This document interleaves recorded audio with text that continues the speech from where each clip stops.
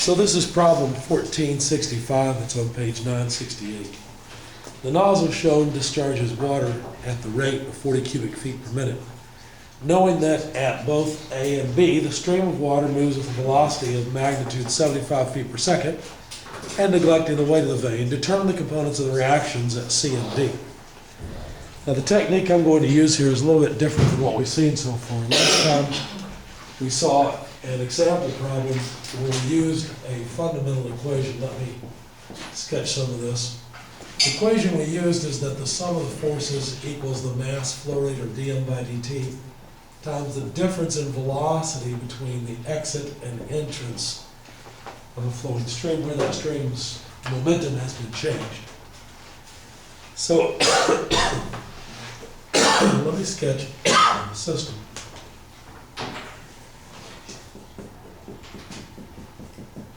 Can we make a cross hatch all the same direction?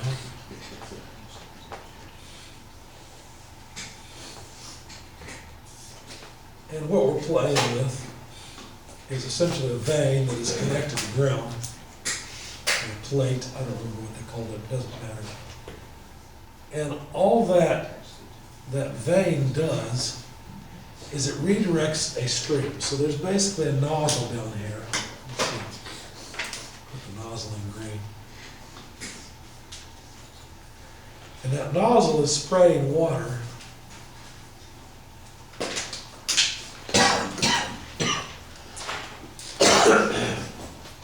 such that the stream travels along the plate and changes direction. Something like that. They've given us a whole bunch of geometry. For example, there's a 3-inch dimension here. Horizontal spacing between the two supports is 15 inches. There's a 60-degree angle between horizontal and the incoming stream. Point A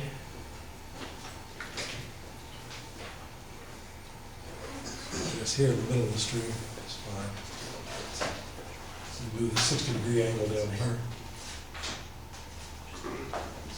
Is 20 inches below that plate. And they told us that the velocity at A is 75 feet per second, just as it is 75 feet per second at the exit. Okay? So what I did, the first thing let's find out what they're asking for. Nozzle shown discharges water rate of 40 cubic feet per minute. There's something else we need. That's the volume flow rate, V dot, 40 cubic feet per minute, which I think I converted somewhere. Let me see. Yeah, there it is. That is the same thing. Well, here, I'll show you. So one of the things we'll need is the mass flow rate to use that equation. The relationship between mass flow rate and volume flow rate is just one of density. So if you take the density of the stream times the volume flow rate, you'll get the mass flow rate. If you think about the units, it'll make sense. The density is mass volume, and volume flow rate is just volume per time. So you get mass per time, which is a mass flow rate. See? So what I did is I simply multiplied standard density of water, 62.4 pounds mass per cubic foot, by the volume flow rate of 40 cubic feet per minute. Since I didn't want a basis of 1 minute, I took 1 minute per 60 seconds. That way I get pounds per second. All that to say, the mass flow rate I came up with was 41.6 pounds mass per second, which that's the whole point of what I did here. All that's not really important, it's just I needed the mass flow rate. So we're supposed to determine basically how hard C and D are pushing on this vane. You have to be careful with these equations. Number one, this equation says something. It says that the momentum of a flowing stream was changed because forces were applied to it. I don't know exactly what those forces are, it doesn't really matter. The point is, here's the forces that change the linear momentum. Notice this is not talking about angular momentum, it's talking about linear momentum.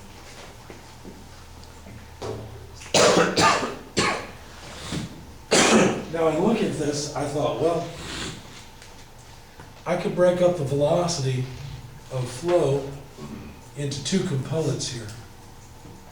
One of those components would be an x component, and the other would be a y component. Let me move it over here. So I'm going to set up this typical xy coordinate system. And then if you calculate the components of this 75 feet per second vector, because that's what this is, it's at a 60-degree angle, so cosine of 60 times 75 would give us VAX.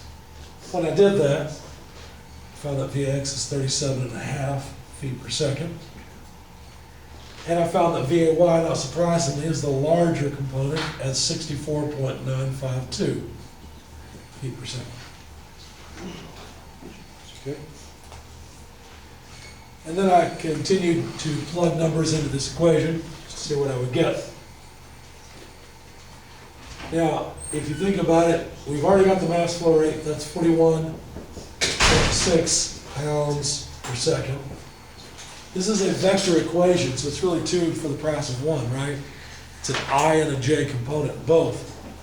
So I went ahead and I plugged in representation for VB, which would be 75 feet per second in the I direction. That's the vector for the exiting velocity.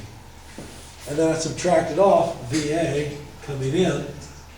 Well, that would be 37.5 I. Of course, it's all feet per second, so let me just factor that out. Now, why is it minus? I thought VAX was positive. It is, but notice I'm subtracting the incoming velocity. VAY is also positive, but I'm going to subtract it, because again, I'm subtracting the incoming velocity, so 64.952 J, all in feet per second. Obviously, we can combine these two. And when you put it all together, including the 41.6,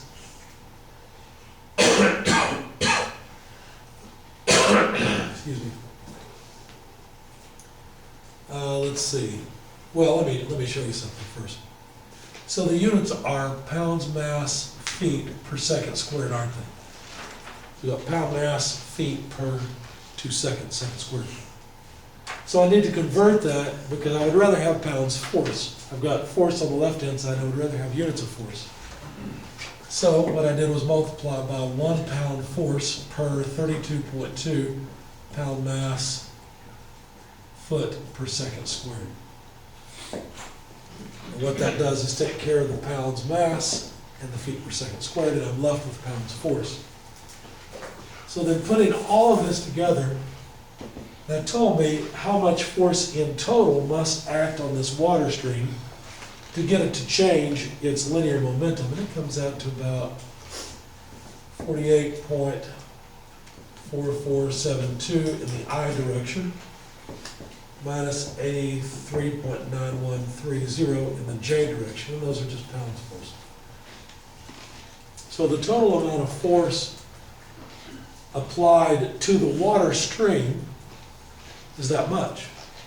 Now, it's not applied directly by C or by D, it's applied by the plate to the water stream. Where? Well, good question. Okay. Don't know yet. So I had to go a different way in order to figure out how to solve this problem. So I thought about it a little differently. I thought, well, there's a certain amount of mass. Let's track some mass. Let's just imagine a packet of mass. I don't know how much it is, how big it is, it doesn't really matter. There it is, we'll call it delta M, a certain amount of mass. That mass has some momentum. It starts off with that much momentum.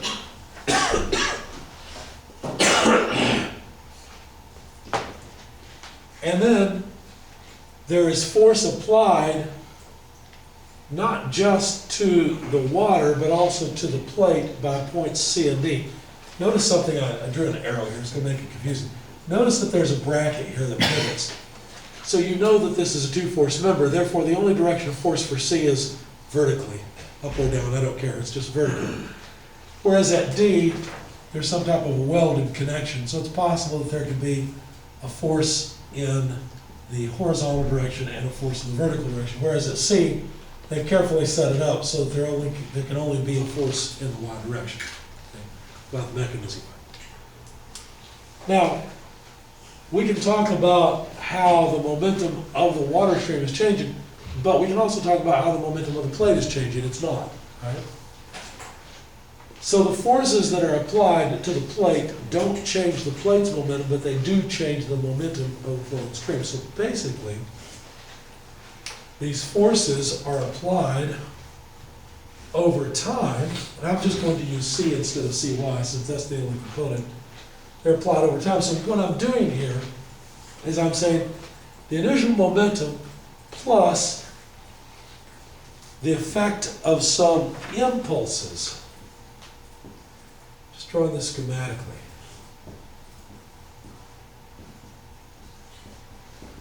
End up making the momentum of the flowing stream change, something like that. Yep. Have to put an arrow there.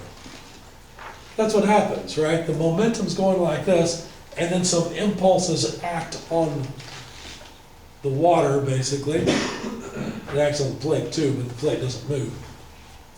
And ends up with a new momentum. And the momentum of the plate doesn't change, so I don't bother including it. Why would I draw it this way? Well, I do know the locations where these impulses are applied. So now I can calculate moments. Let me show you what I mean. If I take the moment of the impulses and these momentums about a point, well, what point? Well, pause for a second on the idea that this is an impulse momentum problem. Just think of forces. If you were trying to solve for some forces, where would you take a moment? Right there, because that would get rid of two of your forces, right?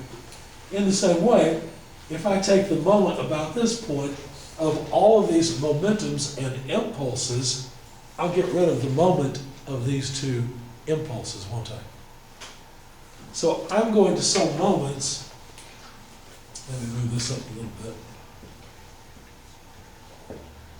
I'm going to sum moments about D, but it's not the moment of a force, it's the moment of a momentum and impulse, okay? I'll take counterclockwise to be positive, just like I would with forces. And so then, well, let's see, what do we have?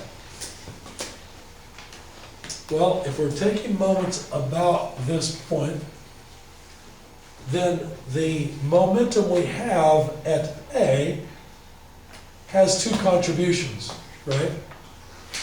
There's momentum to the right, and that momentum has a moment arm of 23 inches. Now, will that momentum, sorry, trying to raise my voice too much, I guess. The moment of that momentum, will it be a counterclockwise or a clockwise moment about D? It's counterclockwise, right? So, let's take care of the momentum moment for the horizontal component of the incoming velocity, so, or the incoming momentum. So we'll write delta M VAX multiplied by what moment arm? Well, 23 inches. Make sense so far? That's not all of it. I'm just starting on this part. So I've got the horizontal piece. What about the vertical piece of the momentum? Will it cause a positive or negative moment about D? Causes a negative moment, doesn't it? Because it's a clockwise tending moment. So that'll be minus delta M VAY. What is its moment arm? 15 inches. So now I've calculated the moment of this incoming momentum. The whole point in choosing D was so that the moment arm for all these two would be 0, right? So that would be gone. What about for this impulse? What is the moment of the impulse of force C? Well, that's a 15-inch moment arm also. Is it positive or negative? Well, notice I've assumed that C acts upward, right? So that'll be a negative. So minus C times delta T. Don't worry about the fact that I've got a delta T and a delta M. It'll all come clear in a second. And I need the moment arm of that, which is a 15-inch moment arm. So now I've taken the moment of all the impulses about D. Now all I have to do is take the moment of the momentum at the leaving side of the string.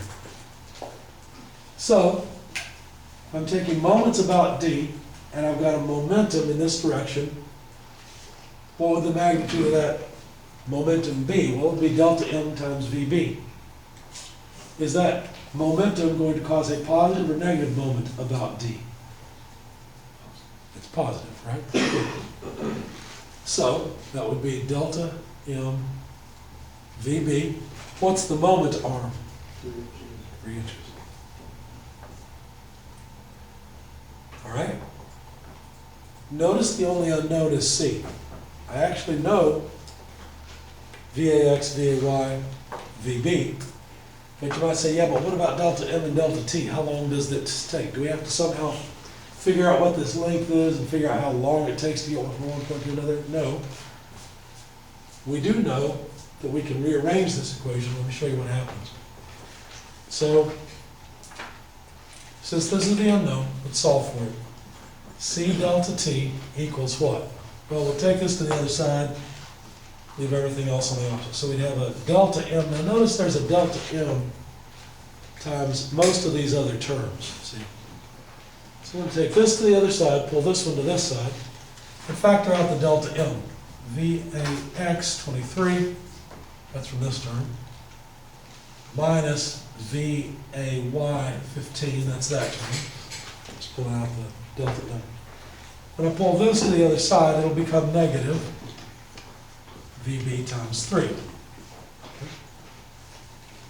However, there's still this multiplier of 15, so what I'll do is I'll just divide all of this by 15 inches.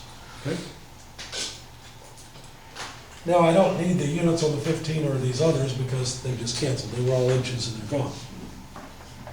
Now notice what I can do. If I divide both sides by delta T, now I've got a certain amount of mass, and what is it going to do? Well, it's going to take delta T for it to get from here to here, from entrance to exit.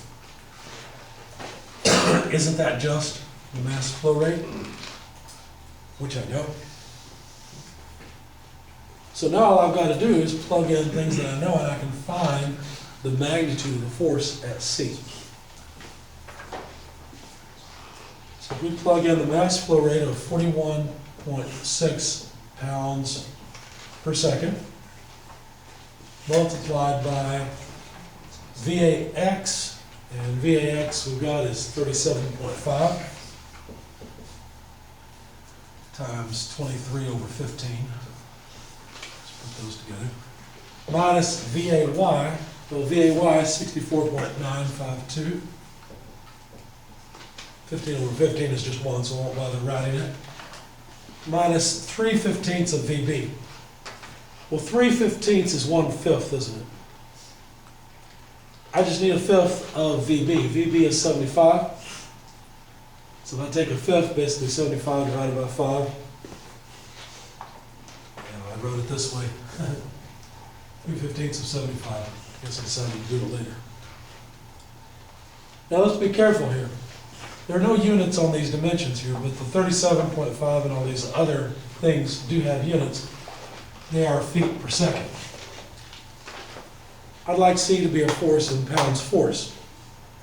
Notice again, I have pounds mass feet per second squared. So what should I multiply by? Pounds force over 32.2 pounds or something. Good. 1 pound force per 32.2 pound mass foot per second squared. And what that will do is get rid of all the pounds mass feet per second squared, and I'll be left with pounds force.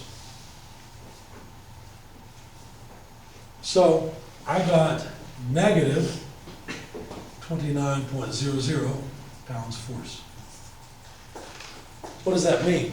That means I chose the wrong direction. C is actually pushing down this way. Well, that makes sense. If the water impinges on the plate like this,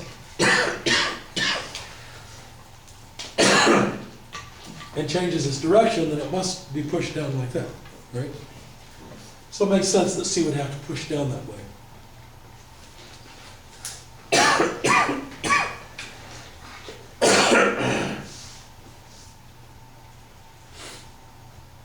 Now there's a couple ways we could go about solving the rest of this. One way is by realizing, well, these two things tell me all I really need to know that's left. dx must be this piece. The only thing that can push the stream this direction is dx. So now we know dx is 48.4472 pounds. But notice that all of the force required to keep the plate in position, some of it comes from C and some of it comes from dy. So if I just pull out the 29 pounds from here, that should leave me with what dy requires.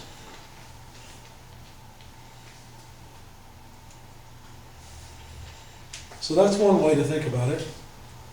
Let me show you another way.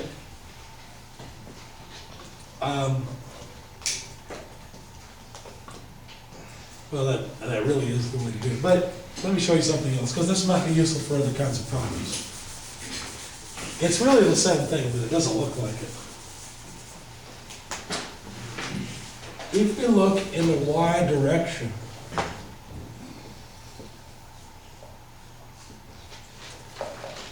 the linear momentum coming in plus the impulse, I'm copying the wrong way. Plus the impulse of the forces causes the leaving momentum to change. In fact, how much vertical momentum does the stream leave with? None. See that?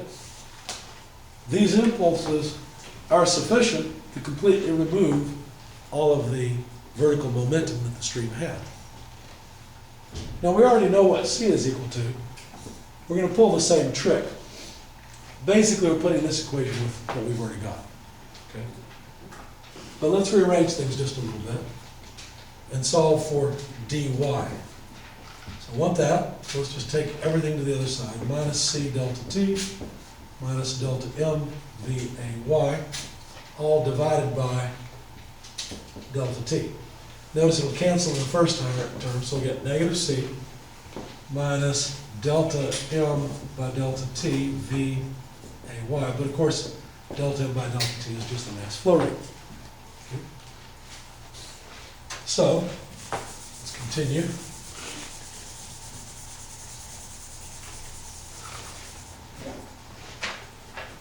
So the force in the y direction is negative of C, but C is a negative 29 pounds. So this negative sign comes from the equation. I've calculated the magnitude of C, assuming a positive direction. Notice I assumed a positive direction here too for the impulse for C. That's why I have to plug it in as I found it, negative 29. Minus m dot 41.6 pounds per second times VA, and this would be VAY, it doesn't look much like a Y. So 64.952 feet per second times, of course, a pound force per 32.2 pound mass foot per second squared. Okay. When you do this, you get the same result you would have gotten by simply adding 29 to 83.913. That number comes out to negative 54.91 pounds. So there's the force dy, C, and I figured out that would be dx. I don't mean differential in the x, I mean the force at d in the horizontal direction. Okay? Any questions about this problem?